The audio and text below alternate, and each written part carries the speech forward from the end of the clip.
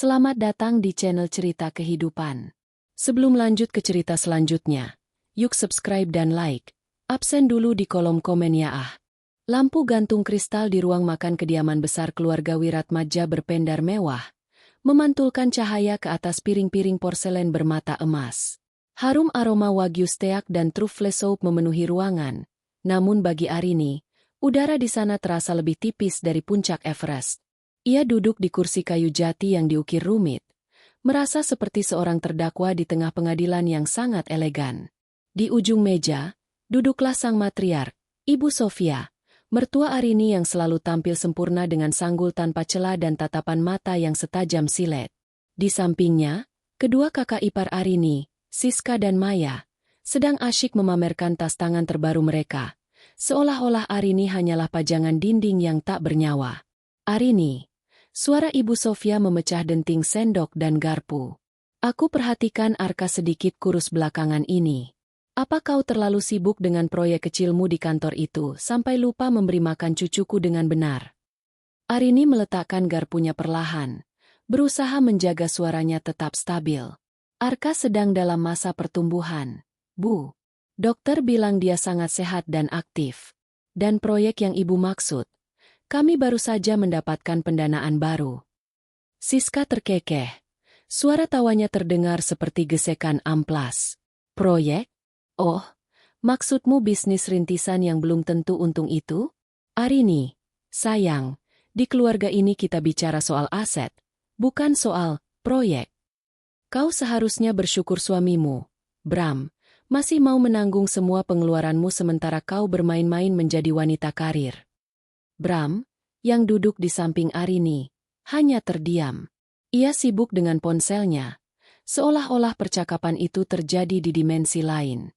Ketidakpedulian Bram adalah luka yang paling dalam bagi Arini.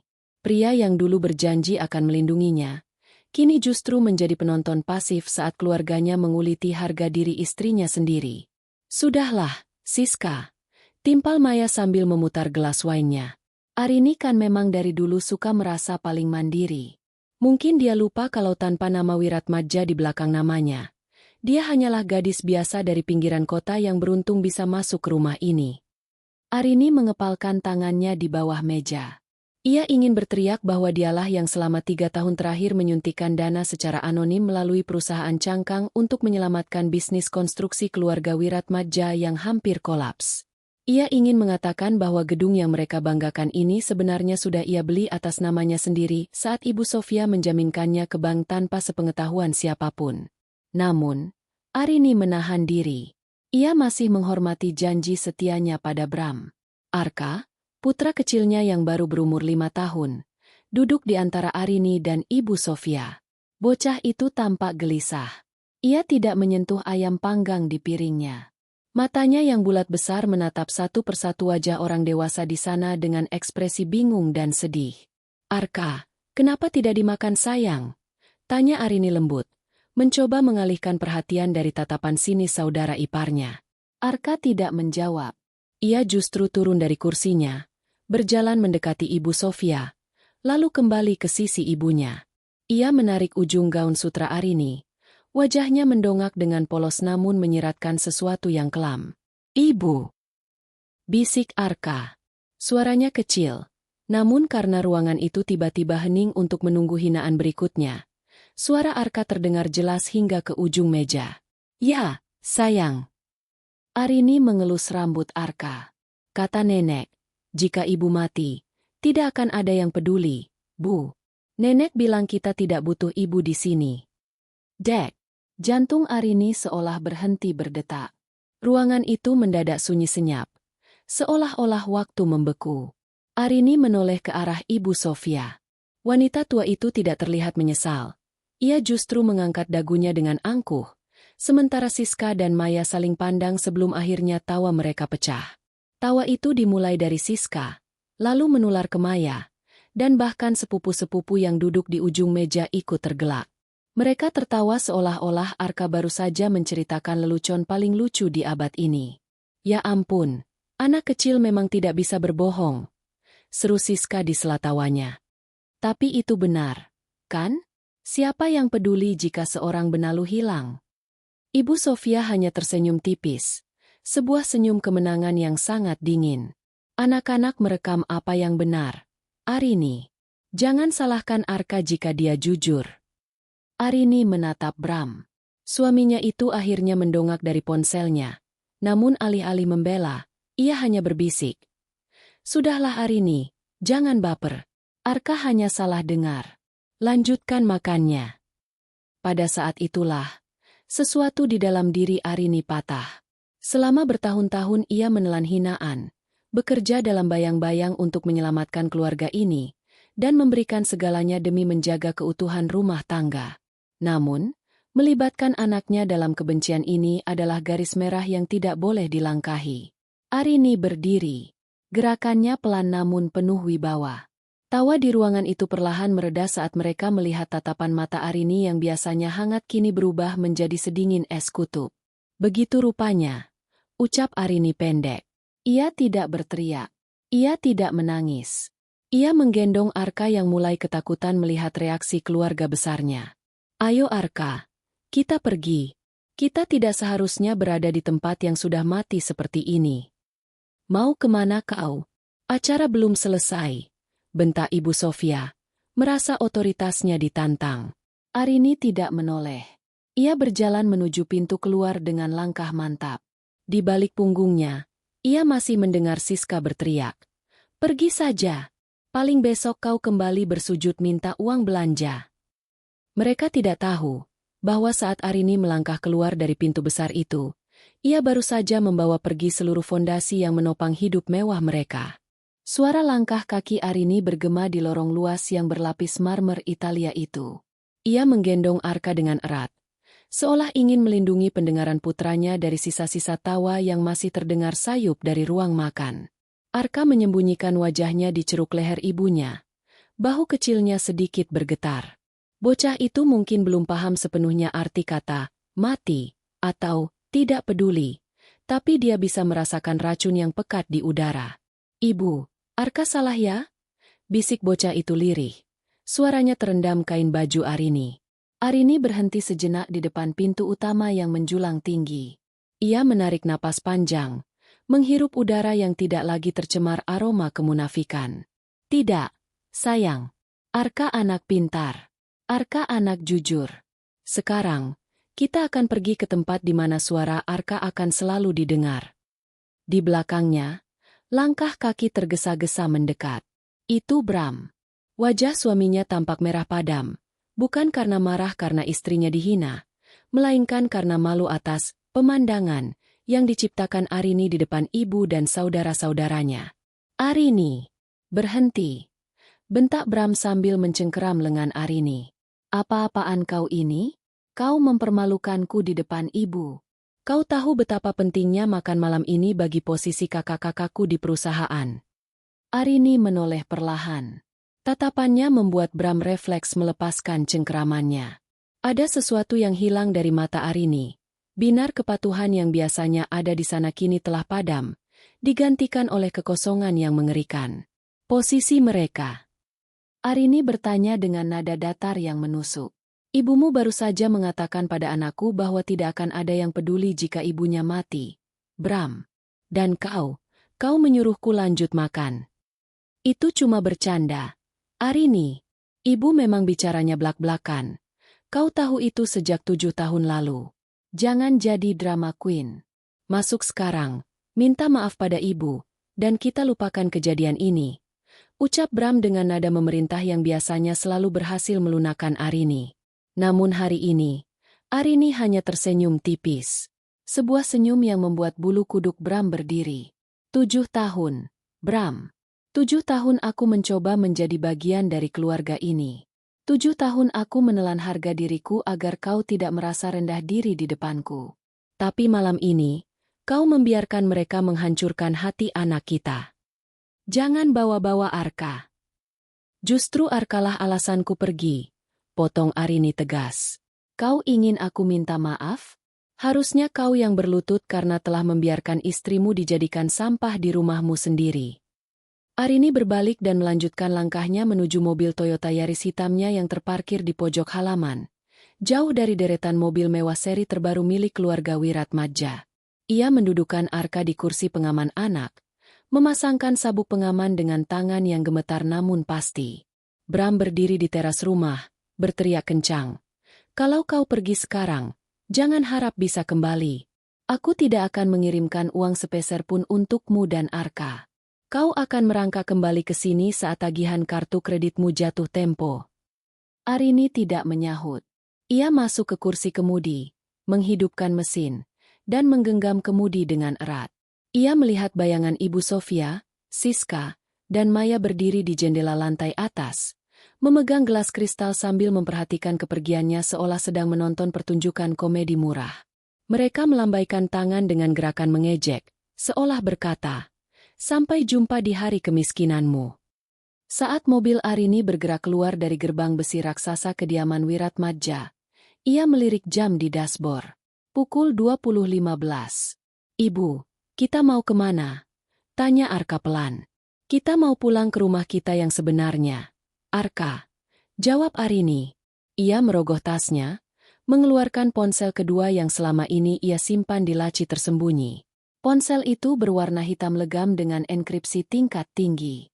Arini menekan sebuah nomor yang hanya diketahui oleh segelintir orang di dunia finansial. Panggilan itu langsung diangkat pada dering pertama. "Selamat malam, Ibu Arini. Ada perintah?" Suara pria di seberang sana terdengar sangat formal dan sigap. "Rendra, aktifkan protokol pemutusan." Hening sejenak di seberang sana. "Semua aset, Bu?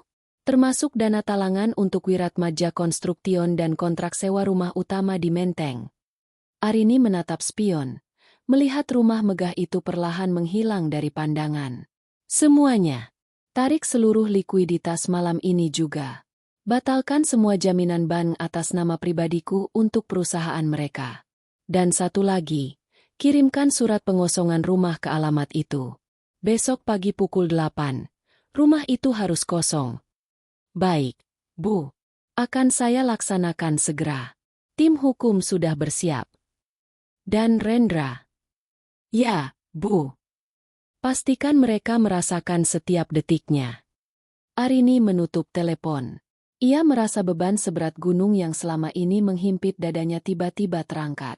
Di sampingnya, Arka sudah mulai tenang dan memperhatikan lampu-lampu kota yang meluncur lewat jendela. Sementara itu, di dalam rumah mewah yang baru saja ia tinggalkan, tawa masih membahana. Ibu Sofia sedang menuangkan teh mahal ke cangkirnya, merasa bangga karena telah berhasil mengusir menantu yang ia anggap tak berguna itu. Siska sedang asyik memotret tas barunya untuk diunggah ke media sosial. Sementara Maya sedang merencanakan liburan ke Paris menggunakan kartu kredit tambahan yang plafonnya diam-diam dijamin oleh aset pribadi Arini.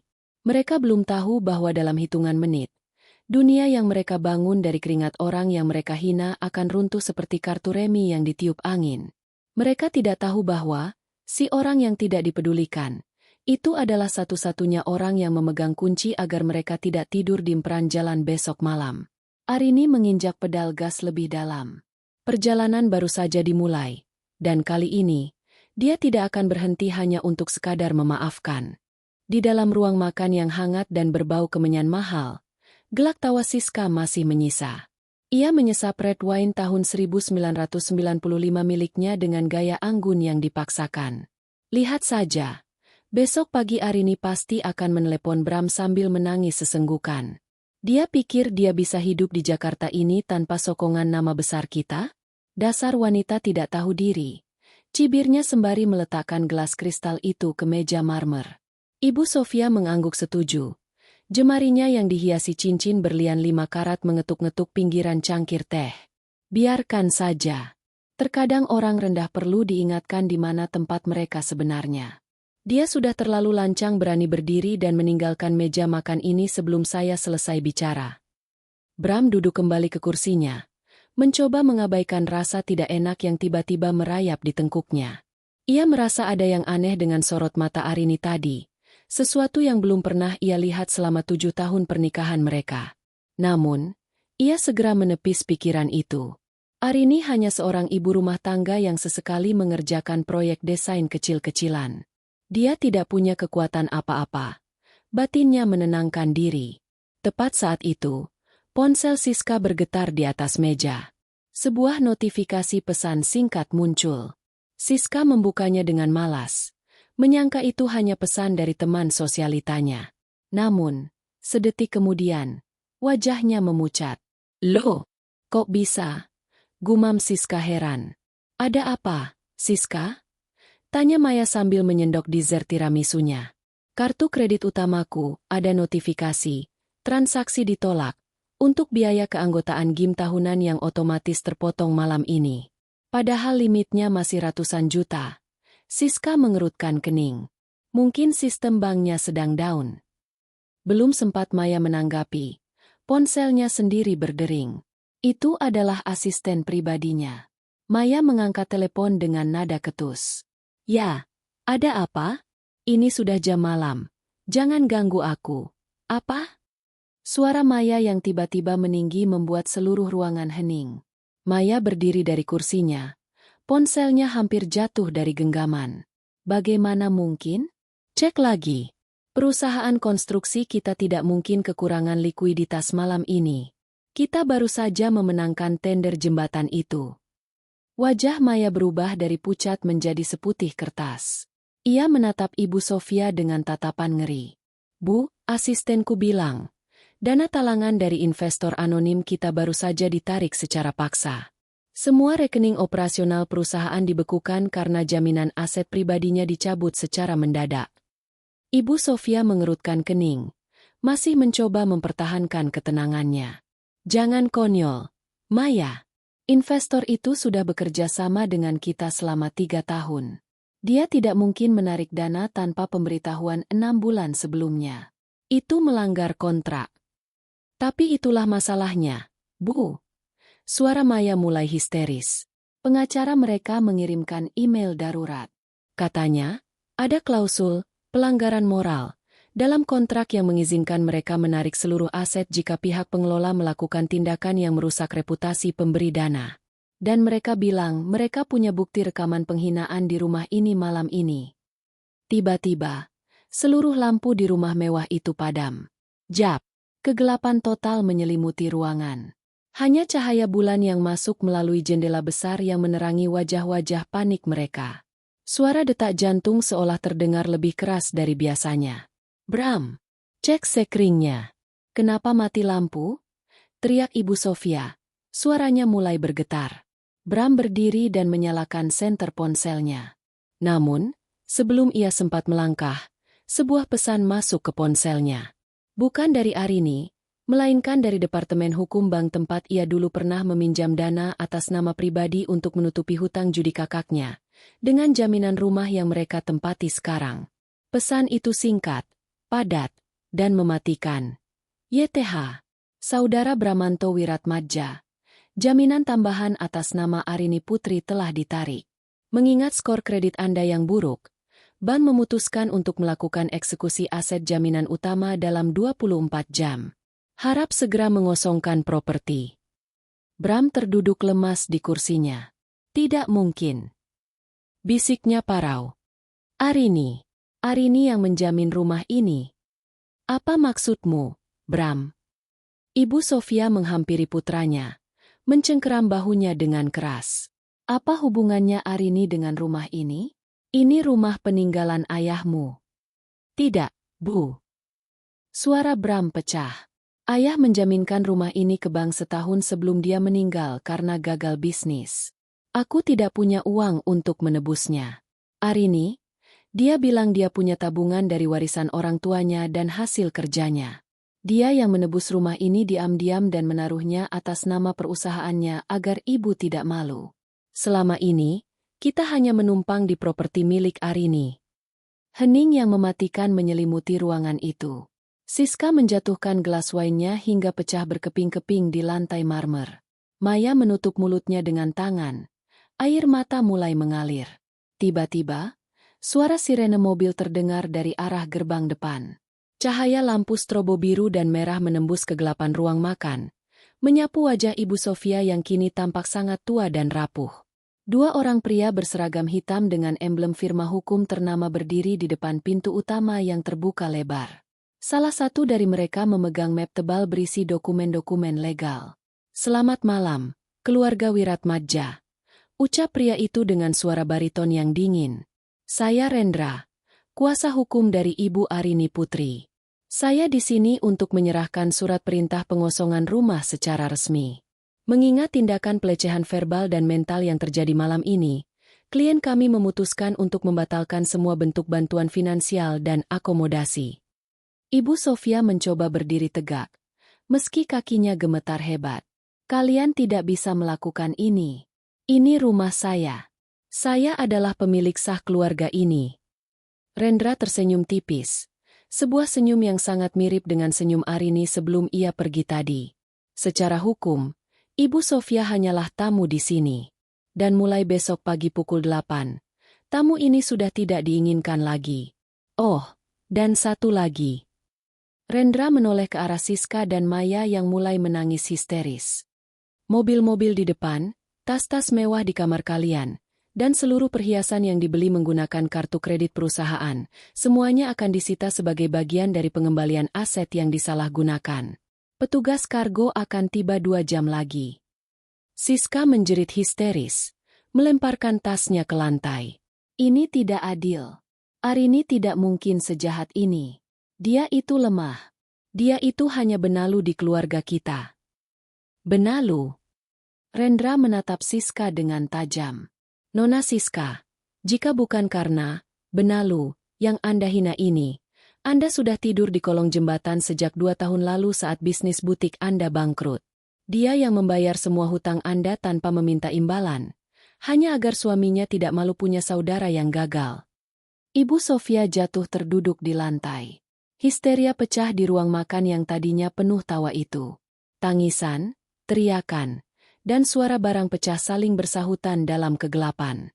Sementara itu, beberapa kilometer dari sana, di sebuah apartemen penthouse yang tenang dan menghadap ke kelap-kelip lampu Jakarta, Arini duduk di balkon. Di pangkuannya, Arka sudah tertidur lelap dengan napas yang teratur. Arini menyesap teh hangatnya, menatap layar ponsel yang menunjukkan notifikasi bahwa protokol pemutusan telah berjalan 100%. Tidak ada air mata di matanya. Hanya ada ketenangan seorang ibu yang baru saja membakar jembatan menuju masa lalu yang beracun, demi membangun jalan yang lebih cerah untuk masa depan anaknya. Kata nenek, "Jika ibu mati tidak akan ada yang peduli, ya?" Bisik Arini pada angin malam. "Mari kita lihat, siapa yang akan benar-benar mati dalam kehampaan mulai besok pagi." Kegelapan di dalam kediaman Wiratmadja terasa mencekam. Tanpa pendingin ruangan yang biasanya menderu halus, udara Jakarta yang lembab mulai menyusup masuk, membuat keringat dingin bercampur air mata membasahi wajah Siska dan Maya. Suasana ruang makan yang tadinya agung kini menyerupai kapal karam. Histeria yang meledak beberapa saat lalu perlahan berubah menjadi isolasi yang menyesakan. "Bram, lakukan sesuatu," teriak Ibu Sofia. Suaranya parau karena terus menangis. "Telepon Arini. Berlututlah, minta maaf. Katakan padanya ini semua salah paham. Dia tidak boleh melakukan ini pada ibu mertuanya sendiri." Bram menatap layar ponselnya yang retak. "Ibu tidak mengerti," bisiknya dengan suara bergetar. "Nomornya sudah tidak aktif. Pesan-pesanku diblokir. Bahkan pengacaranya, Rendra, tidak mau menerima panggilanku lagi. Kita benar-benar diputus, Bu." Di luar, suara truk kargo besar mulai terdengar memasuki halaman. Lampu sorot dari kendaraan petugas penyitaan menyapu dinding-dinding ruang tamu, menciptakan bayangan panjang yang menakutkan. Siska berlari ke jendela. Matanya terbelalak melihat beberapa pria berseragam mulai menurunkan kotak-kotak besar. "Tidak! Tas-tasku! Perhiasanku!" Siska menjerit histeris. Ia berlari menuju tangga, mencoba mengunci diri di kamarnya. Namun langkahnya terhenti oleh Rendra yang sudah berdiri di lobi dengan 2 petugas keamanan. "Nona Siska," ucap Rendra tenang namun tegas. "Sesuai dokumen yang Anda tanda tangani saat menerima kartu kredit korporat 2 tahun lalu, Semua barang yang dibeli dengan dana tersebut adalah aset perusahaan. Mengingat perusahaan sedang dalam proses likuiditas darurat, aset-aset ini harus diamankan malam ini juga. Itu pencurian. Kalian merampokku. Siska mencoba memukul salah satu petugas, namun ia segera ditahan. Ini bukan perampokan, Nona. Ini adalah konsekuensi hukum, balas Rendra dingin. Jika Anda kooperatif, kami akan mengizinkan Anda membawa satu koper berisi pakaian pribadi. Jika tidak, kami terpaksa meminta bantuan kepolisian yang sudah menunggu di gerbang depan. Mendengar kata polisi, nyali Siska menciut. Ia jatuh terduduk di anak tangga, menangis terseduh-seduh sambil melihat petugas mulai mengangkut lemari pajangan berisi koleksi tas bermereknya yang bernilai miliaran rupiah. Sementara itu, di ruang makan, Maya tampak lebih tenang namun dengan tatapan kosong. Ia menyadari satu hal yang lebih mengerikan dari sekadar kehilangan tas mewah. Ibu, besok pagi kita harus keluar dari sini. Kita mau kemana? Ibu Sofia terdiam. Selama puluhan tahun, ia tidak pernah memikirkan tentang biaya sewa, pajak bumi dan bangunan, atau bahkan tagihan listrik. Semua dikelola oleh mendiang suaminya. Dan setelah itu, secara ajaib semua tagihan selalu terbayar. Ia pikir itu adalah sisa kejayaan suaminya. Namun kenyataan pahit menghantamnya. Arinilah yang selama ini menjaga martabatnya agar tetap bisa tinggal di rumah mewah ini. Kita punya apartemen di Simpruk, kan? Tanya Ibu Sofia dengan nada penuh harap yang rapuh. Bram menggeleng lemah. Sudah aku jual 2 tahun lalu untuk menutupi kerugian proyek di Kalimantan, Bu. Ibu tahu sendiri kan? Proyek itu gagal total. Lalu rumah peristirahatan di puncak. Sudah digadaikan Maya untuk modal bisnis butiknya yang bangkrut itu. Sahut Bram pelan. Keheningan yang menyakitkan kembali melanda. Mereka adalah keluarga bangsawan tanpa istana, singa tanpa taring. Semua kemewahan yang mereka pamerkan selama ini ternyata hanyalah fata morgana yang dibangun di atas kebaikan hati wanita yang baru saja mereka tertawakan. Di luar, petugas mulai mengangkut set kursi makan jati yang tadi mereka duduki. Meja marmer itu digeser, menimbulkan suara decitan yang memilukan di telinga Ibu Sofia. Ia melihat rumah yang ia banggakan dipreteli sedikit demi sedikit. Ibu. Maya mendekati ibunya, memegang tangannya yang kini terasa keriput dan dingin. Arka tadi bilang, kata Ibu Sofia, jika Arini mati tidak akan ada yang peduli. Bu. Kenapa ibu bicara begitu di depan anak kecil? Ibu Sofia membuang muka. Aku hanya kesal. Dia selalu terlihat begitu tenang, begitu suci. Sementara kita harus berjuang menjaga nama besar keluarga ini. Aku ingin meruntuhkan kepercayaan dirinya. Aku tidak tahu kalau dia punya taring sebesar ini.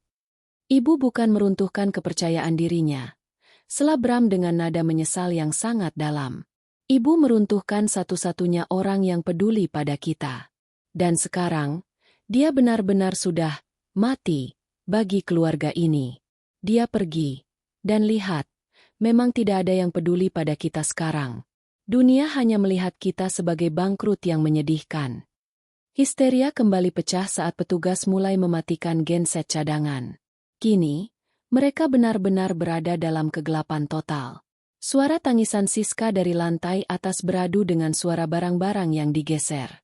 Di tengah kekacauan itu, Bram berjalan ke teras. Ia melihat mobil-mobil mewah mereka, BMW, Mercedes, bahkan Range Rover milik ibunya, sedang dinaikkan ke atas truk derek. Ia melihat Toyota Yaris milik Arini sudah tidak ada di sana. Mobil kecil yang dulu sering ia ejek karena dianggap merusak estetika garasi mereka, kini adalah satu-satunya kendaraan yang ia harapkan bisa membawanya pergi dari mimpi buruk ini. Bram mengeluarkan ponselnya lagi, mencoba mengirim satu pesan terakhir untuk Arini melalui email, berharap wanita itu membacanya. Arini, maafkan kami. Tolong, jangan lakukan ini pada ibu. Arka butuh neneknya. Kita bisa bicara baik-baik, kan? Beberapa menit kemudian, sebuah balasan otomatis masuk ke kotak masuknya. Bukan dari Arini, tapi dari sistem server perusahaannya. Alamat email ini sudah tidak aktif. Pesan Anda tidak dapat dikirimkan. Harap hubungi bagian hukum untuk semua urusan terkait keluarga Wiratmadja. Bram menjatuhkan ponselnya ke lantai teras. Ia terduduk di sana, di antara kegelapan dan suara sirene petugas, menyadari bahwa pintu maaf Arini sudah tertutup serapat pintu besi gerbang mereka yang kini dijaga oleh orang asing. Malam itu, keluarga Wiratmadja yang angkuh belajar satu pelajaran pahit, bahwa orang yang paling sabar adalah orang yang paling mengerikan saat mereka akhirnya memutuskan untuk berhenti peduli. Matahari pagi menyusup malu-malu melalui celah tirai tipis di apartemen penthouse milik Arini. Cahayanya jatuh lembut di atas hamparan permadani, menyinari wajah Arka yang masih terlelap dengan mulut sedikit terbuka. Arini berdiri di balkon dengan secangkir kopi hitam yang mengepul. Dari ketinggian lantai 35 ini, Jakarta tampak seperti miniatur kota yang sibuk, namun di unitnya, hanya ada keheningan yang mendamaikan. Arini menarik napas dalam. Untuk pertama kalinya dalam 7 tahun, ia tidak perlu bangun lebih awal hanya untuk memastikan sarapan kesukaan Ibu Sofia siap tepat waktu. Ia tidak perlu mendengarkan keluhan Siska tentang kopinya yang kurang manis, atau sindiran Maya tentang pakaiannya yang dianggap terlalu murah. Pagi, Ibu. Suara serak khas bangun tidur Arka memecah lamunannya. Arini berbalik dan tersenyum lebar. Ia berjongkok, menyambut pelukan hangat putranya. Pagi, sayang. Arka tidur nyenyak. Nyenyak, Bu. Di sini tidak ada suara teriakan Tante Siska. Jawab Arka polos. Kata-kata itu bagai sembilu bagi Arini. Ia menyadari betapa selama ini Arka juga tertekan oleh suasana toksik di rumah besar itu. Ia mencium kening Arka. Sekarang kita aman di sini. Arka mau makan pancake pagi ini. Mau. Seru Arka ceria. Sambil menyiapkan sarapan, Arini melirik tabletnya yang diletakkan di meja dapur. Laporan dari Rendra masuk bertubi-tubi. Proses penyitaan aset di kediaman Wiratmadja berjalan lancar sepanjang malam. Seluruh kendaraan mewah telah dipindahkan ke gudang penyimpanan, dan rekening pribadi keluarga tersebut kini benar-benar kosong. Sementara itu, di Menteng, suasana pagi terasa seperti medan perang pasca ledakan. Ibu Sofia duduk di atas satu-satunya koper yang berhasil ia selamatkan, tepat di lobi rumah yang kini kosong melompong. Semua furnitur mahal, lukisan koleksi mendiang suaminya, hingga karpet Persia yang ia banggakan telah diangkut oleh petugas kargo. Rumah itu kini terasa luas, dingin, dan asing. Suara gema tangisan Siska di lantai atas terdengar menyedihkan. Siska menolak untuk keluar dari kamarnya, meski listrik dan air sudah diputus sejak pukul 6 pagi.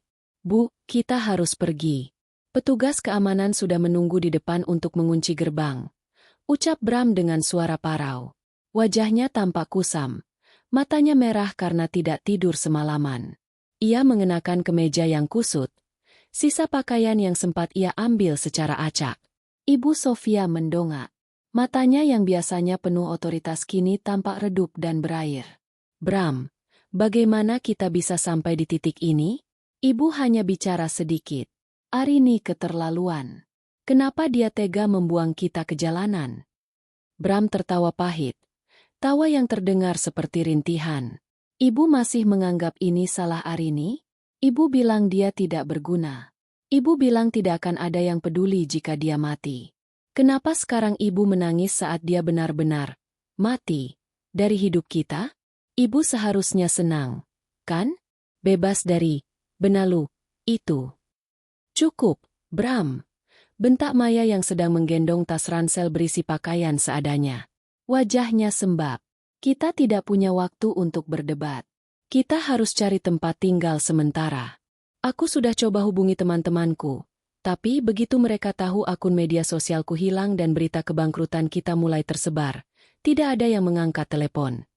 Kenyataan sosial mulai menghantam mereka. Teman-teman sosialita yang dulu selalu memuji Ibu Sofia tiba-tiba menghilang. Grup WhatsApp keluarga besar yang biasanya ramai dengan pameran kekayaan kini mendadak sunyi. Bahkan beberapa anggota keluarga jauh sudah keluar dari grup setelah mendengar kabar penyitaan tersebut. Saat mereka berjalan keluar dari pintu besar rumah itu, beberapa wartawan infotainment dan fotografer sudah menunggu di balik gerbang. Berita tentang kejatuhan keluarga Wiratmadja menyebar lebih cepat daripada api. Ibu Sofia, benarkah rumah ini disita karena hutang? Bapak Bram, di mana keberadaan Arini sekarang? Apakah benar ada gugatan cerai? Lampu flash kamera menyambar-nyambar wajah mereka. Ibu Sofia menutupi wajahnya dengan syal tipis, merasa terhina luar biasa. Mereka yang biasanya keluar rumah dengan mobil mewah berplat nomor cantik, kini harus berjalan kaki menyusuri trotoar menuju ujung jalan, menunggu taksi online yang dipesan lewat ponsel maya, satu-satunya yang masih memiliki sisa saldo di dompet digitalnya. Saat taksi kecil itu datang, mereka berdesakan masuk ke dalamnya. Bau pengharum ruangan taksi yang menyengat dan ruang kabin yang sempit membuat Ibu Sofia merasa mual. Ia menatap keluar jendela, melihat gerbang rumahnya dirantai dan dipasangi papan besar bertuliskan, dalam pengawasan firma hukum Arini Putri. "Kita mau kemana, Bu?" tanya sopir taksi dengan nada datar. Ibu Sofia terdiam. Ia tidak tahu harus menjawab apa. Mereka tidak punya tujuan. Hotel mewah jelas bukan pilihan karena semua kartu mereka diblokir. Ke rumah kontrakan lama supir kita yang dulu, Bram. Mungkin dia tahu tempat tinggal yang murah di pinggiran kota. Bisik Ibu Sofia dengan suara yang nyaris tak terdengar. Di dalam taksi yang melaju menjauh dari kawasan elit Menteng itu, keangkuhan keluarga Wiratmadja hancur berkeping-keping. Mereka mulai menyadari bahwa tanpa Arini, mereka bukanlah siapa-siapa. Mereka hanyalah orang-orang asing yang tersesat di kota yang mereka pikir telah mereka kuasai. Di apartemennya, Arini mematikan tabletnya. Ia tidak merasa senang, tapi ia merasa adil. Ia menatap Arka yang sedang asyik memakan pankek madunya. "Ibu, nanti kita jalan-jalan ke taman?" tanya Arka dengan mata berbinar. "Tentu, sayang. Apapun untukmu," jawab Arini lembut.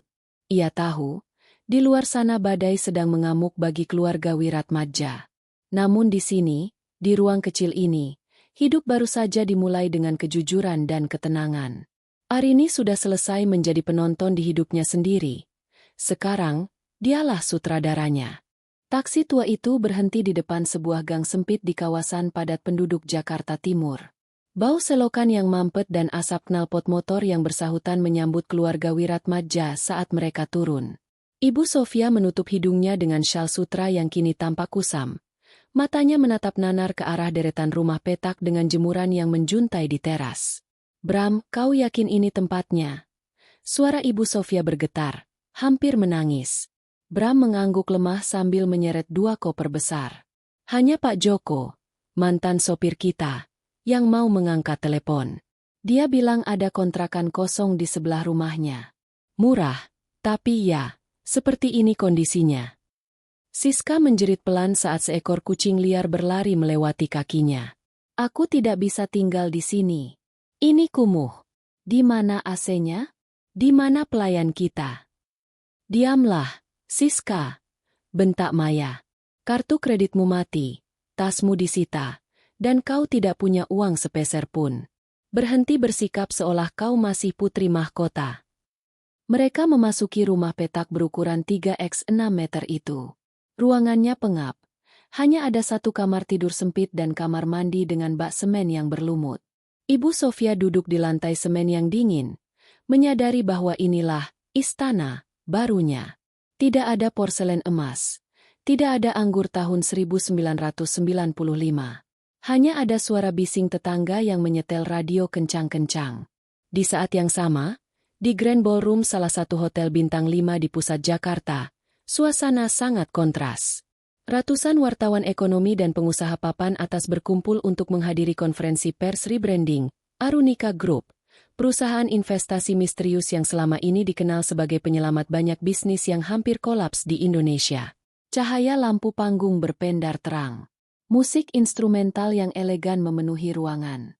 Rendra berdiri di podium, menyesuaikan mikrofonnya. "Terima kasih telah hadir," ucap Rendra dengan wibawa. Selama ini, pemilik utama Arunika Group memilih untuk bergerak di balik layar. Namun, demi transparansi transisi aset yang baru saja kami lakukan, hari ini beliau akan memperkenalkan diri secara resmi. Pintu besar di samping panggung terbuka. Arini melangkah masuk. Ia mengenakan setelan jas tailored berwarna putih gading yang membalut tubuhnya dengan sempurna. Rambutnya disanggul modern yang rapi, dan wajahnya memancarkan ketenangan yang mematikan. Tidak ada lagi Arini yang menunduk saat dihina. Yang ada hanyalah seorang pemimpin yang memegang kendali penuh. Kilatan kamera meledak seperti kembang api. Gumaman kaget terdengar dari arah kursi undangan. Beberapa pengusaha yang mengenal keluarga Wiratmadja tampak terbelalak tak percaya. Selamat siang semuanya. Suara Arini terdengar jernih dan berwibawa melalui pengeras suara. Nama saya Arini Putri. Selama 7 tahun terakhir, saya mengelola Arunika Group sebagai entitas yang mandiri. Mulai hari ini, saya menyatakan bahwa Arunika Group telah memutus seluruh hubungan investasi dan jaminan dengan keluarga Wiratmadja karena pelanggaran etika berat. Arini menatap lurus ke arah kamera utama, seolah ia sedang menatap langsung ke mata Ibu Sofia dimanapun wanita itu berada. Saya ingin menegaskan bahwa kebaikan bukanlah kelemahan. Dan mulai hari ini, Arunika akan fokus pada pemberdayaan perempuan dan pendidikan anak, menjauh dari bisnis-bisnis yang hanya mementingkan ego dan keserakahan. Kembali ke rumah petak di Jakarta Timur, Bram sedang menyalakan televisi kecil tua milik Pak Joko yang dipinjamkan kepada mereka. Gambar di layar tampak bersemut. Namun wajah Arini terlihat jelas di sana. Itu Arini. Siska menunjuk layar dengan tangan gemetar. Ibu Sofia mendekat ke arah televisi. Matanya melotot. Ia melihat menantu yang selalu ia sebut, Benalu, itu sedang dikelilingi oleh para taipan dan pejabat tinggi.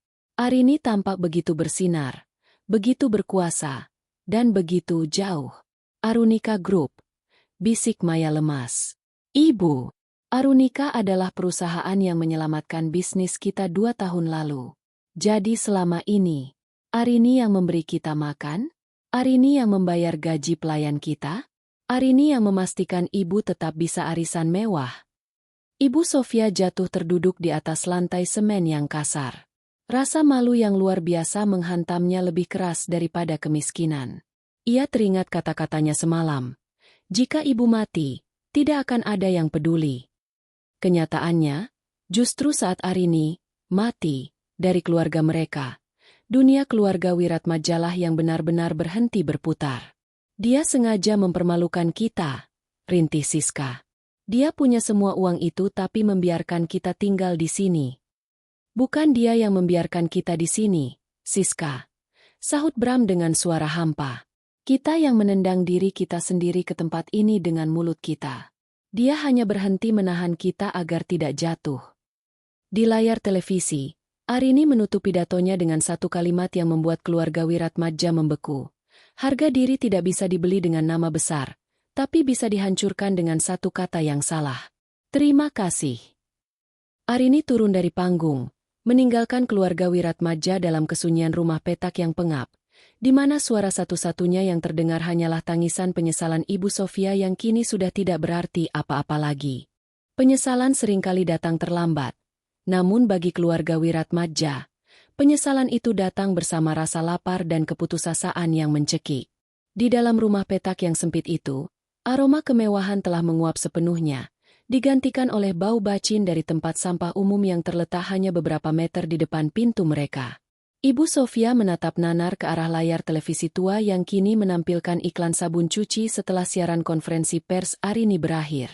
Ia masih tidak bisa mencerna kenyataan bahwa menantu yang selama ini ia anggap sebagai pajangan murah adalah pemilik Arunika Group, raksasa finansial yang selama ini menjadi napas buatan bagi bisnis keluarga mereka. Bram, kau harus menemuinya. Suara Ibu Sofia terdengar parau, pecah oleh keangkuhan yang mulai retak. Dia istrimu. Dia tidak mungkin setega ini jika kau memohon padanya. Katakan padanya. Ibu sakit. Katakan jantung ibu lemah karena kejadian semalam. Bram tertawa pahit. Sebuah suara yang lebih mirip rintihan hewan terluka. Ibu masih ingin berbohong? Setelah apa yang ibu katakan di depan Arka? Arini bukan wanita bodoh, Bu. Dia tahu persis kondisi kesehatan ibu yang sebenarnya. Tapi kita tidak bisa tinggal di sini, jerit Siska sambil menepis seekor semut yang merayap di lengannya. Lihat kulitku. Sudah mulai merah-merah karena air di sini kotor. Bram, kalau kau tidak mau menemuinya, aku yang akan pergi ke kantornya. Jangan gila, Siska. Maya menyela, meski matanya sendiri tampak sembab. Kau lihat tadi di televisi? Penjagaan di sekelilingnya seperti penjagaan presiden. Kau pikir kau bisa masuk begitu saja dengan pakaian kusutmu itu? Namun, keputusasaan mengalahkan logika. Sore itu, dengan sisa uang tunai yang ditemukan di saku jas lama Bram, Siska dan Maya nekat berangkat menuju gedung pencakar langit Arunika Tower di pusat bisnis Jakarta.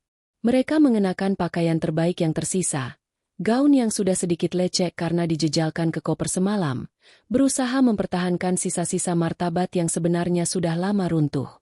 Setibanya di lobi gedung yang megah dengan pilar-pilar marmer setinggi 10 meter, mereka langsung dihadang oleh petugas keamanan bertubuh tegap.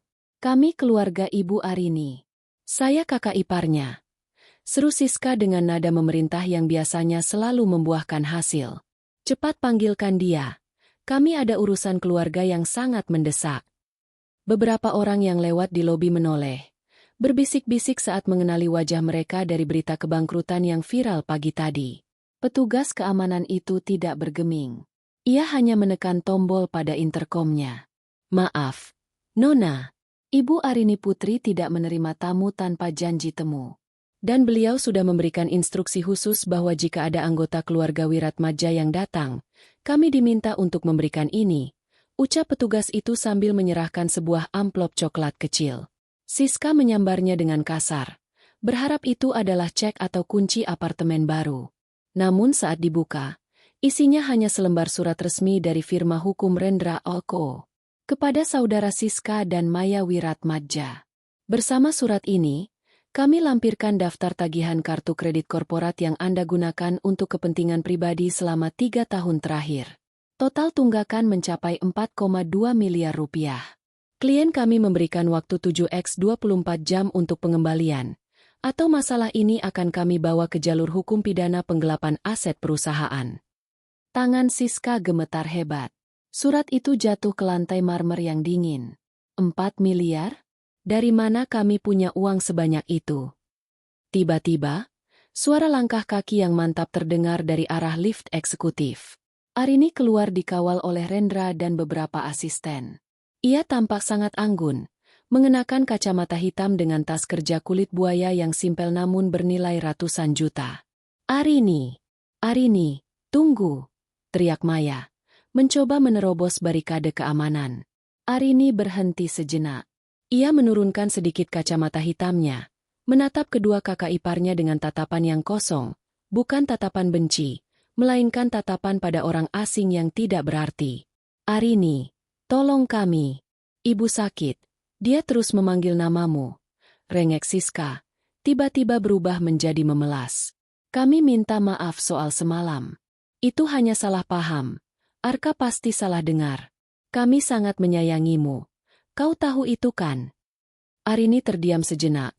Lalu ia tersenyum tipis. Senyum yang sangat tenang namun membuat bulu kuduk mereka berdiri. Siska, Maya, kalian tahu apa yang paling menarik dari kebohongan? Ia hanya bekerja pada orang yang masih peduli. Ia melangkah satu tindak lebih dekat, membuat Siska refleks mundur. Dulu, aku peduli. Aku membiarkan kalian menghinaku karena aku pikir itu adalah harga yang harus kubayar untuk sebuah keluarga. Tapi saat kalian mulai meracuni pikiran anakku, saat kalian tertawa ketika dia mengatakan ibunya tidak berharga, pada saat itulah kalian secara resmi berhenti menjadi manusia di mataku. Tapi kami keluarga, teriak Maya frustrasi. Keluarga tidak membiarkan satu anggotanya tenggelam sambil menertawakannya dari atas kapal pesiar yang dibeli dengan uang anggota tersebut. Sahut Arini dingin. Selamat menikmati hidup baru kalian. Gunakan waktu 7 hari itu dengan baik, karena setelah itu, penjara akan terasa lebih sempit daripada rumah petak kalian sekarang. Arini kembali mengenakan kacamata hitamnya dan berjalan menuju mobil limosin yang sudah menunggu di depan lobi. Ia tidak menoleh lagi. Siska dan Maya berdiri mematung di tengah lobi gedung yang mewah itu. Sementara orang-orang di sekitar mereka mulai mengambil foto dan video sambil mencemooh. Histeria mulai pecah. Siska jatuh terduduk di lantai, menangis meraung-raung menyadari bahwa si benalu, yang dulu mereka injak-injak, kini adalah satu-satunya orang yang memegang kunci jeruji besi mereka. Mereka pulang ke rumah peta itu dengan tangan hampa dan beban hutang yang mustahil dibayar. Di sana, Ibu Sofia sedang mencoba memasak mie instan di atas kompor gas kecil yang terus-menerus mati, sementara Bram hanya duduk menatap tembok, menyadari bahwa hidup mereka yang dulu hanyalah sebuah panggung sandiwara yang kini layarnya sudah ditutup selamanya oleh kemarahan seorang ibu. Kamar petak yang sempit itu kini terasa lebih menyesakan daripada penjara. Aroma mie instan murahan yang terlalu lembek beradu dengan bau apa kasur tipis yang dipinjamkan Pak Joko. Siska dan Maya kembali dengan wajah hancur. Surat tagihan dari firma hukum Rendra Ako tergenggam lecek di tangan Siska yang gemetar. 4 miliar. Suara Ibu Sofia melengking, memecah kesunyian malam di gang sempit itu. Dari mana kita dapat uang sebanyak itu, Siska? Kau bilang kartu itu fasilitas kantor. Aku tidak tahu kalau Arini mencatat semuanya. Bu, jerit Siska frustrasi. Dulu dia diam saja saat aku menggesek kartu itu untuk tas limited edition di Paris. Dia tidak pernah menegur. Aku pikir dia memang takut pada kita. Bram, yang sejak tadi hanya terdiam di pojok ruangan sambil menatap nyala lilin karena token listrik mereka habis, akhirnya tertawa sumbang. Tawa yang terdengar gila. Dia tidak takut. Siska. Dia sedang mengumpulkan bukti. Dia membiarkan kita menggali kubur kita sendiri dengan keserakahan kita. Dan sekarang, dia tinggal mendorong kita masuk ke dalamnya. Kita harus lapor polisi. Maya tiba-tiba berdiri. Matanya menyala oleh keputusasaan. Ini pemerasan. Dia mengusir kita dari rumah sah keluarga Wiratmadja. Dia mengambil aset-aset kita secara paksa. Pasti ada hukum yang melindungi kita. Hukum. Bram berdiri, mendekati adiknya. Hukum mana, Maya? Rumah itu atas nama perusahaannya. Mobil-mobil itu atas nama perusahaannya. Bahkan perhiasan yang ibu pakai sekarang, kwitansinya ada di arsip Arunika Group. Kita tidak punya apa-apa. Kita hanya benalu yang baru saja dicabut dari inangnya. Namun, keangkuhan Ibu Sofia belum sepenuhnya padam. Tidak. Ayahmu punya pengacara hebat, Om Baskoro. Dia pasti bisa membantu kita. Arini hanyalah anak kemarin sore yang beruntung. Kita akan tuntut dia atas pencemaran nama baik dan perbuatan tidak menyenangkan. Keesokan paginya, dengan sisa keberanian yang dipaksakan, mereka mendatangi kantor Om Baskoro, pengacara senior yang selama puluhan tahun mengabdi pada keluarga Wiratmadja. Namun, alih-alih disambut di ruang VIP, mereka hanya diminta menunggu di lobi kecil yang panas. Saat Baskoro akhirnya menemui mereka, wajah pria tua itu tidak menunjukkan simpati sedikitpun. Ia meletakkan sebuah map hitam di atas meja. Sofia, aku menyarankan kalian berhenti, ucap Baskoro tanpa basa-basi. Apa maksudmu, Bas? Kami ingin menuntut Arini. Dia merampas segalanya. Seru Ibu Sofia. Baskoro menghela napas panjang. Aku sudah memeriksa dokumen-dokumen itu. Arini tidak merampas. Dia hanya berhenti memberi. Semua aset yang dia ambil adalah miliknya secara legal. Dan yang lebih parah, Baskoro menunjuk map itu. Dia mengirimkan audit forensik ke kantor saya pagi ini. Ternyata selama 3 tahun terakhir, Siska dan Maya melakukan pemalsuan tanda tangan Arini untuk mencairkan dana darurat perusahaan. Itu tindak pidana murni. Sofia, ancaman penjara di atas 5 tahun. Dunia seolah runtuh menimpa Ibu Sofia. Siska dan Maya saling pandang dengan wajah pucat pasi. Mereka memang pernah melakukannya. Berpikir Arini terlalu bodoh untuk menyadari selisih angka di laporan keuangan. Jika kalian menuntutnya, lanjut Baskoro dingin, Arini akan langsung memasukkan laporan pidana itu ke Polda. Dia tidak menggertak. Pengacaranya, Rendra, adalah hiu di dunia hukum. Dia tidak akan menyisakan tulang untuk kalian. Ibu Sofia jatuh terduduk di kursi plastik kantor itu. Harapan terakhirnya pupus. Arini tidak hanya memutus aliran uang, Dia telah memasang jerat yang akan mencekik mereka jika mereka mencoba melawan sedikit saja. Satu-satunya saran dariku, Baskoro menutup mapnya, adalah pergi dari kota ini. Cari tempat di mana orang tidak mengenal nama Wiratmadja. Karena mulai hari ini, nama itu sudah tamat di dunia bisnis Jakarta. Mereka keluar dari kantor itu dengan langkah gontai. Siska mulai menangis terseduh-seduh, sementara Maya terus mengumpat pelan. Bram berjalan di depan, memimpin mereka kembali ke rumah petak yang kini terasa seperti satu-satunya tempat persembunyian yang tersisa. Di tengah jalan, mereka melewati sebuah baliho besar. Di sana, wajah Arka dan Arini terpampang sebagai ikon yayasan pendidikan baru. Arka tampak tertawa bahagia, memegang tangan ibunya yang terlihat begitu berwibawa. Dia tertawa. Bisik Ibu Sofia, menatap wajah cucunya di baliho itu. Cucuku tertawa di sana, sementara aku di sini. Dia tertawa karena dia aman dari kita, Bu. Sahut Bram tanpa menoleh. Malam itu, di rumah petak, tidak ada lagi perdebatan. Hanya ada suara isak tangis yang tertahan dan suara nyamuk yang berdengung. Mereka mulai menyadari bahwa histeria mereka di meja makan malam itu adalah tawa terakhir yang pernah mereka miliki. Sekarang, dunia benar-benar tidak peduli apakah mereka mati atau tidak, persis seperti kutukan yang pernah Ibu Sofia ucapkan sendiri.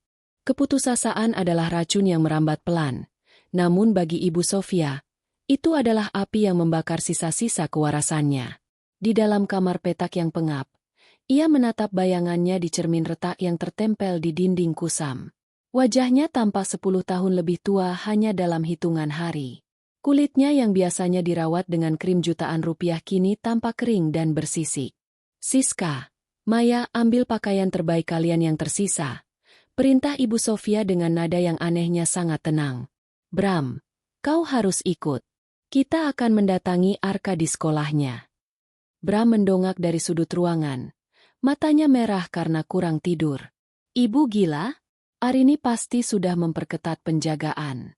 Dan Arka, kita sudah menyakitinya. Arka adalah satu-satunya kartu as kita. Bentak Ibu Sofia. Suaranya melengking tajam. Darah tidak pernah lebih encer dari air. Jika kita memohon di depan anak itu, jika kita menangis dan mengatakan kita merindukannya, Arini tidak akan punya pilihan selain melunak. Seorang ibu tidak akan membiarkan anaknya melihat neneknya mengemis di jalanan. Dengan sisa uang terakhir yang seharusnya digunakan untuk makan 3 hari ke depan, mereka menyewa sebuah mobil tua yang tidak terlalu mencolok agar tidak dihadang oleh pengamanan Arunika Group di gerbang sekolah. Mereka menunggu di seberang sekolah internasional elit tempat Arka menimba ilmu, sebuah bangunan megah yang dulu biayanya selalu dikeluhkan Siska sebagai pemborosan untuk anak kecil. Pukul 2 siang, bel sekolah berbunyi. Deretan mobil mewah mulai mengular di lobi penjemputan. Di tengah kerumunan anak-anak berseragam rapi, tampaklah Arka. Bocah itu terlihat lebih segar, lebih ceria, dan digandeng erat oleh seorang pengasuh baru yang tampak sigap. Sekarang, seru Ibu Sofia. Mereka berempat keluar dari mobil dan berlari menerobos gerbang sebelum petugas keamanan sempat bereaksi. Arka yang sedang tertawa tiba-tiba terhenti. Wajahnya memucat saat melihat nenek, ayah, dan kedua tantenya berlari ke arahnya dengan penampilan yang jauh dari kata rapi. Arka, sayang, ini nenek. Ibu Sofia langsung menjatuhkan diri berlutut di depan cucunya, memegang kedua bahu kecil Arka dengan tangan yang gemetar. Nenek rindu. Sayang, maafkan nenek. Nenek sakit karena merindukan Arka. Arka mundur selangkah. Matanya membelalak ketakutan. Nenek. Arka, lihat ayah. Bram ikut berlutut, mencoba menyentuh tangan putranya. Ayo bilang pada ibu agar kita kembali ke rumah besar. Kita semua merindukan Arka. Ibu pasti dengar kalau Arka yang minta. Siska dan Maya ikut mengelilingi bocah itu, menciptakan barikade emosional yang menyesakan. Suasana lobi sekolah yang tadinya tenang berubah menjadi tontonan. Orang tua murid lainnya mulai berbisik-bisik, mengenali wajah-wajah bangkrut yang sedang viral itu. Tolong jangan sakiti Arka. Bisik Arka, suaranya bergetar. Tepat saat itu, Sebuah limosin hitam berhenti tepat di depan mereka. Pintu terbuka, dan Arini keluar dengan aura yang begitu dominan hingga membuat kerumunan itu terbelah secara alami. Ia tidak berteriak. Ia tidak berlari. Ia hanya berjalan tenang. Namun setiap langkahnya seolah menghantam lantai dengan beban ribuan ton. "Lepaskan tanganku dari anakku, Sofia," ucap Arini pendek. Suaranya rendah, namun mengandung ancaman yang membuat Ibu Sofia refleks melepaskan bahu Arka. Arini menarik Arka ke balik punggungnya, memeluknya sejenak untuk menenangkan detak jantung bocah itu yang liar. "Masuk ke mobil, sayang. Ada coklat kesukaanmu di sana." Setelah Arka masuk ke mobil dengan pengawalan asistennya, Arini berbalik menghadapi keluarga Wiratmadja. Ia menatap mereka satu persatu dengan rasa jijik yang murni. "Arini, tolong lihatlah kami," rintis Siska. Air matanya mulai mengalir. "Kami sudah tidak punya apa-apa. Kami tidur di rumah petak yang bau. Ibu hampir pingsan setiap jam karena sesak napas. Kau tidak punya hati." Arini tersenyum, namun matanya tidak ikut tersenyum. "Hati? Kau bicara soal hati setelah kalian mencoba memanfaatkan ketakutan anak 5 tahun untuk menyelamatkan dompet kalian." Arini mengeluarkan sebuah amplop putih dari tasnya. "Aku sudah menduga kalian akan melakukan ini. Ini adalah pelajaran terakhir dariku untuk kalian." Ia melemparkan amplop itu ke aspal di depan kaki mereka. "Di dalam sana ada tiket bus satu arah menuju kampung halaman mendiang kakek kalian di pelosok Jawa Tengah. Di sana ada sebuah rumah tua kecil yang masih atas namaku. Kalian bisa tinggal di sana, bercocok tanam, dan hidup tenang sebagai orang biasa." "Apa? Kampung? Kau ingin kami jadi petani?" teriak Maya tidak terima. "Itu, atau penjara," sahut Arini dingin. "Rendra sudah menyerahkan bukti pemalsuan tanda tangan kalian ke polisi. Laporannya sudah masuk. Jika kalian tidak meninggalkan Jakarta sebelum matahari terbenam hari ini, surat penangkapan akan diterbitkan." Ibu Sofia menatap tiket bus itu seolah-olah itu adalah ular berbisa. Kau menghasut cucuku untuk membenci kami." "Tidak, Sofia." Arini mendekat, membisikkan kata-kata yang hanya bisa didengar oleh keluarga itu. "Kalianlah yang menghasut dunia untuk tidak peduli pada kalian. Ingat kata-katamu? Jika ibu mati, tidak akan ada yang peduli. Sekarang, anggap saja aku sudah mati bagi kalian. Dan lihat, memang tidak ada yang peduli pada tangisan kalian di lobi sekolah ini, kan?" Arini menunjuk ke arah kerumunan orang tua murid yang menatap mereka dengan tatapan menghina dan jijik. Tidak ada satupun tangan yang terulur untuk membantu. Tidak ada satupun kata pembelaan. Arini berbalik dan masuk ke mobilnya. Sebelum kaca jendela yang gelap itu menutup sepenuhnya, ia berkata, "Jangan pernah dekati anakku lagi. Jika aku melihat bayangan kalian dalam jarak 1 kilometer darinya, aku pastikan kalian membusuk di sel yang paling gelap." Mobil itu meluncur pergi, meninggalkan keluarga Wiratmadja yang terduduk di aspal sekolah yang panas. Mereka dikelilingi oleh kemewahan yang dulu mereka miliki, namun kini mereka hanyalah sampah yang menunggu untuk disapu bersih. Ibu Sofia memungut tiket bus itu dengan tangan yang layu. Histeria pecah sekali lagi, tapi kali ini bukan karena amarah, melainkan karena kesadaran bahwa mereka benar-benar telah kehilangan segalanya, termasuk martabat mereka sebagai manusia. 6 bulan telah berlalu sejak badai di lobi sekolah itu mereda.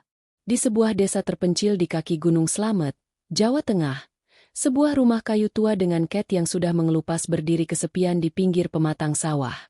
Bau tanah basah dan kotoran ayam kini menjadi aroma harian bagi keluarga Wiratmadja, sebuah kontras yang menyakitkan dari parfum Chanel dan aroma truffle yang dulu mereka hirup.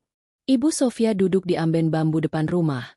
Tangannya yang dulu halus kini kasar karena harus mencuci pakaian sendiri di sungai bawah bukit. Ia menatap hamparan sawah dengan tatapan kosong. Tidak ada lagi arisan mewah. Tidak ada lagi pengagum yang memuji perhiasannya. Di desa ini, ia hanyalah Nenek Sofia, seorang pendatang bangkrut yang sering jadi bahan gunjingan tetangga karena sifatnya yang masih sering ketus namun tak berdaya. Siska dan Maya tampak lebih mengenaskan. Mereka terpaksa bekerja di pabrik pengolahan singkong milik warga setempat untuk sekadar membeli beras. Siska, yang dulu menghabiskan puluhan juta untuk perawatan kuku, kini harus merelakan jemarinya hitam terkena getah singkong. Setiap malam, mereka bertengkar hebat di dalam rumah sempit itu, saling menyalahkan atas kemiskinan yang mereka alami. Bram, ia menjadi bayangan dari dirinya yang dulu. Ia bekerja serabutan sebagai kuli panggul di pasar kecamatan. Setiap kali ia melihat anak kecil seumur Arka di pasar, hatinya teriris. Ia punya segalanya dulu, istri yang hebat, anak yang cerdas, dan harta yang melimpah. Namun ia menukarnya dengan ego dan kepatuhan buta pada keluarga yang toksik. Suatu sore, sebuah paket tiba di rumah kayu itu. Pengirimnya adalah firma hukum Rendra Ako. Di dalamnya bukan uang, melainkan sebuah album foto kecil dan selembar surat singkat. Ibu Sofia membuka album itu dengan tangan gemetar. Di dalamnya ada foto Arka yang sedang memegang piala lomba melukis. Wajahnya berseri-seri penuh kebahagiaan. Di foto lain, Arini tampak berdiri di podium sebuah forum ekonomi dunia. Tampak sangat berwibawa dan cantik. Mereka tampak begitu hidup, begitu merdeka. Surat di dalamnya hanya berisi satu kalimat. Ini adalah bukti bahwa saat orang yang tidak dipedulikan itu pergi, dia justru menemukan dunianya yang sebenarnya. Jangan pernah mencoba kembali. Ibu Sofia meremas surat itu. Air matanya jatuh membasahi kertas. Ia teringat kembali malam terkutuk itu, saat ia tertawa menghina menantunya di meja makan. Tawanya saat itu adalah awal dari kesunyian panjang yang ia jalani sekarang. Sementara itu, di Jakarta, suasana sangat berbeda. Arini sedang duduk di taman belakang rumah barunya yang asri, bukan rumah yang pamer kemewahan, melainkan rumah yang penuh kehangatan. Arka berlari-lari mengejar seekor anak anjing Golden Retriever yang baru saja diadopsi. "Ibu, lihat, Bruno bisa melompat tinggi," teriak Arka ceria. Arini tertawa, sebuah tawa yang lepas dan jujur. Di meja sampingnya, terdapat sebuah draft proyek baru, Arunika Foundation untuk pemberdayaan ibu tunggal. Ia telah mengubah seluruh rasa sakitnya menjadi kekuatan untuk membantu ribuan wanita lain agar tidak mengalami apa yang ia rasakan. Rendra berjalan mendekat, membawa tablet di tangannya. Semua aset keluarga Wiratmadja sudah sepenuhnya dicairkan dan masuk ke dana abadi yayasan. Bu, mereka juga sudah menetap di desa sesuai instruksi. Tidak ada pergerakan mencurigakan. Arini mengangguk pelan. Biarkan saja mereka di sana. Rendra, tanah kelahiran kakek mereka adalah tempat terbaik untuk belajar tentang kerendahan hati. Aku tidak lagi membenci mereka. Kebencian hanya akan membuatku terikat pada mereka, dan aku ingin benar-benar bebas. Lalu, bagaimana dengan Bram? Dia beberapa kali mengirim surat permohonan maaf lewat kantor. Tanya Rendra. Arini menatap Arka yang sedang memeluk anjingnya di rumput hijau. Maaf itu urusannya dengan Tuhan. Urusanku adalah memastikan Arka tumbuh tanpa bayang-bayang pria yang tidak berani melindunginya. Bakar surat-surat itu. Jangan biarkan satu kata pun dari masa lalu masuk ke rumah ini.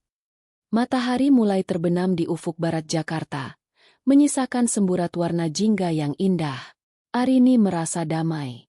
Ia menyadari bahwa kekuasaan sejati bukanlah tentang berapa banyak uang yang kita punya atau seberapa tinggi jabatan kita, melainkan tentang keberanian untuk berkata, cukup, pada ketidakadilan.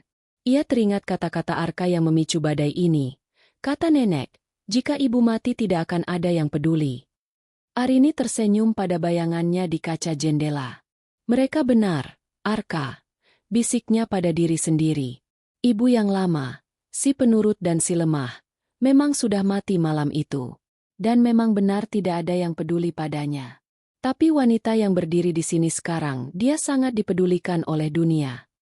Arini berjalan menghampiri Arka, menggandeng tangan kecil putranya, dan mereka melangkah masuk ke dalam rumah yang penuh cahaya. Di belakang mereka, pintu tertutup rapat, mengunci semua memori pahit dan histeria masa lalu di luar sana, membiarkan mereka memulai babak baru yang penuh kasih sayang. Keluarga Wiratmadja mungkin masih ada, tapi bagi Arini dan Arka, mereka sudah lama menjadi debu yang hilang tertiup angin. Sebuah akhir yang adil, di mana setiap orang akhirnya mendapatkan persis apa yang mereka tanam. Selesai.